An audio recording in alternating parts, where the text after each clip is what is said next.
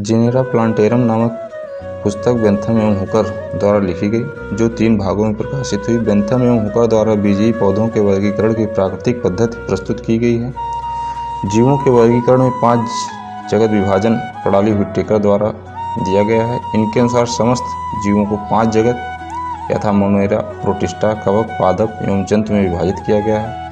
Protista जगत के अंतर्गत एक कोश की सुकेंद्र की जीव सम्मिलित किए गए हैं। इनमें समस्त कोश का अंगक उपस्थित होते हैं। संघ प्रोटोजोआ के अंतर्गत आने वाले जीव इस जगत में शामिल किए गए हैं। मोनेरा जगत के अंतर्गत प्रोकैरियोटिक जीवों को शामिल किया गया है। मार्क तथा ट्रेविरेनस नामक वैज्ञानिकों ने सर्वप्रथम बायोलॉजी शब्द का प्रयोग किया था। अरस्तु को बायोलॉजी का पिता कहा जाता है। कैरोलस लिनियस को वर्गीकी का पिता, फादर ऑफ टैक्सोनॉमी कहा जाता है, क्योंकि इन्होंने सर्वप्रथम जीवों के नामकरण की वैज्ञानिक पद्धति द्विपद नामकरण बायोनॉमियल नॉमेनक्लेचर प्रस्तुत की थी तथा जीवों का वैज्ञानिक वर्गीकरण किया था।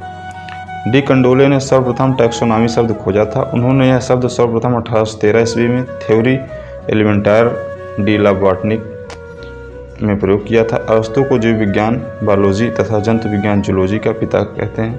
कैरोलस लिनियस ने अपनी पुस्तक सिस्टेमा नेचुरम में संपूर्ण जीवधारियों को 2 जगत, पादप जगत तथा जंतु जगत में बांटा। जगत को वर्गों में, वर्गों को गण में तथा गण को वंश तथा वंश को जाति में बांटा। इनके वर्गीकरण में संघ, फाइलम तथा कुल, फैमिली का वर्णन नहीं है। जीवधारियों के नाम रखने की द्विनाम पद्धति बाइनॉमियल नॉमेनक्लेचर सिस्टम इन्हीं के द्वारा प्रतिपादित की गई। इसलिए कैरोलस लिनियस को आधुनिक वर्गीकरण का पिता, फादर ऑफ मॉडर्न क्लासिफिकेशन कहा जाता है। जाति, प्रजाति तथा गण वर्गीकरण के संवर्ग होते हैं, जबकि एक विशेष स्थान में रहने वाले स्थानीय जनसंख्या को इकोटाइप कहते हैं, जो कि उस वातावरण में रहने के लिए आनुवंशिक रूप से अनुकूलित होते हैं। सिस्टेमा नेचुरी, स्पीसीज प्लांटेरम, फिलोसोफिया बॉटेनिका तीनों पुस्तकें लिनियस द्वारा लिखी गई हैं। सोलेनम ट्यूबरोसम आलू का वानस्पतिक नाम है। इसके जेनरिक अर्थात जीनस का नाम सोलेनम तथा स्पेसिफिक अर्थात स्पीसीज का नाम ट्यूबरोसम है। सीसम का वानस्पतिक नाम डलबर्जिया सिसु है, जिसमें डलबर्जिया इसका जेनरिक अर्थात जीनस का नाम है तथा सिसु स्पेसिफिक अर्थात स्पीसीज का नाम है। टीक का जेनेरिक नाम टिक्टोना, साल की सोरिया तथा चीड़ का पाइनस है।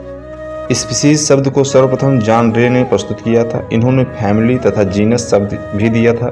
इन्होंने स्पीसीज को जनन के आधार पर परिभाषित किया था। मेयर ने स्पीसीज को नए रूप में परिभाषित किया था।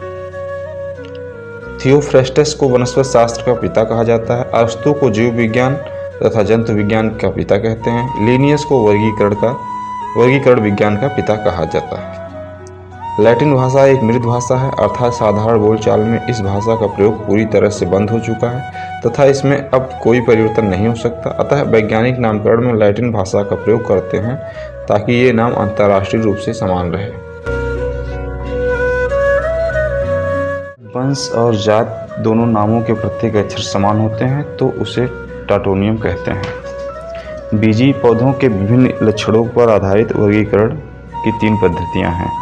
प्राकृतिक पद्धति बेंथम एवं हुकर द्वारा, फाइलोजेनेटिक पद्धति एंगलर एवं प्रांटल तथा हचिंसन द्वारा, कृत्रिम पद्धति लिनियस तथा थियोफ्रेस्टस द्वारा।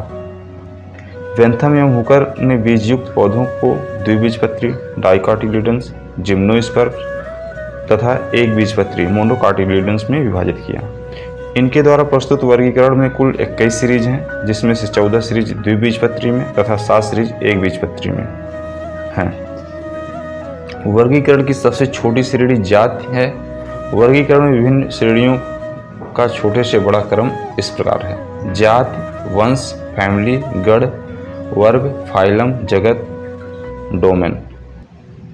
एंटोमोलॉजी में कीटों का अध्ययन किया जाता है। इकोलॉजी में जीवों तथा वातावरण व जीवों के परस्पर अंतरक्रियाओं का अध्ययन किया जाता है। एथनोबायोलॉजी में व्यक्तियों, जीवों तथा वातावरण के संबंधों का अध्ययन किया जाता है। इथोलॉजी में जंतु व्यवहार का अध्ययन किया जाता है।